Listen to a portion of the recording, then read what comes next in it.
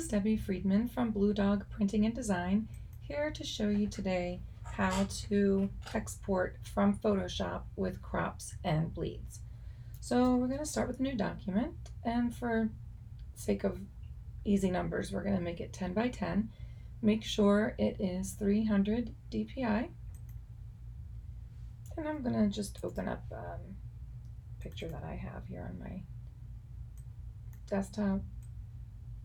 Drag it into this 10 by 10 space, get it lined up, looks good. I want to put some words on here. Okay, put that on there right like that. Looks good. That's a little tight to the edge, so I'm just going to make it a little bit smaller.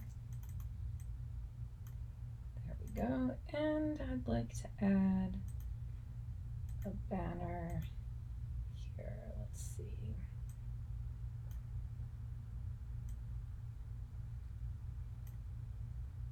Box there.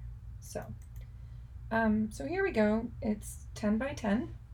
But if we want bleeds on it, we actually need to make the document size, the canvas size, 10 1/4 by 10 1/4.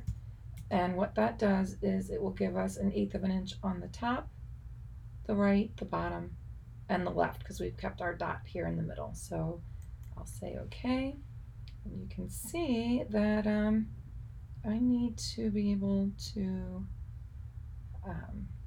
export this, and I'm just going to show you what happens if I do that and try to print with crops and bleeds. So in Photoshop, you're actually going to print, and because my document is 10 by 10, the default is to a US letter, and that's not going to work here because my document is 10 by 10 and the letter is 8.5 by 11, so you can see that isn't going to work here. So I am going to need to go in and make it be on a bigger sheet, 11 by 17.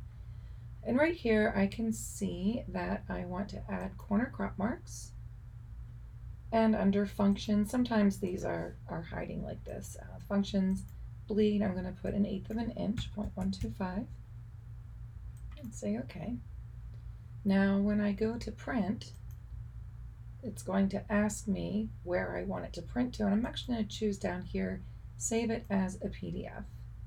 It's going to ask me where I want to put it. I'll just put it here, test PDF, and it's done. So let's go check out our test PDF. So I'm going to show the rulers here.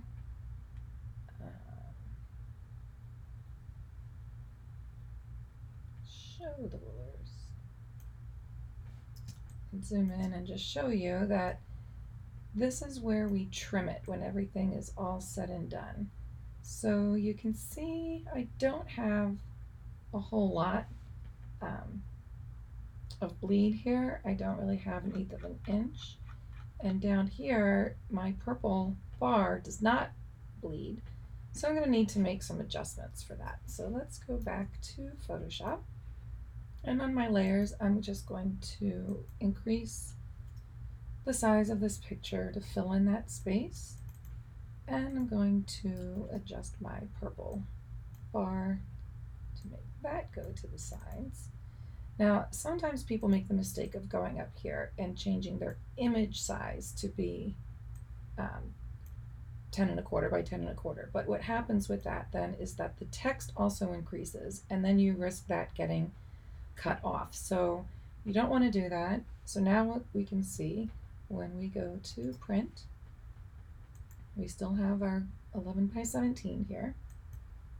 And I have my printing marks, corner crop marks, and that's all I want. And my bleed has been identified as 0.125. So now when we print it, I'm going to again go here to save as a PDF, test 2 PDF. Now that's done, and I can go here and take a look at my test 2 PDF, zoom in, and I see that I have all of my 1/8 of the bleed at the top, and down here the purple bar. But let me just show you why that's important that we have the bleed, because on test 1, if you look here, and we trim this on a big machine with lots of stacks of paper. So let's say that when we put it in, we were off by just a little hair.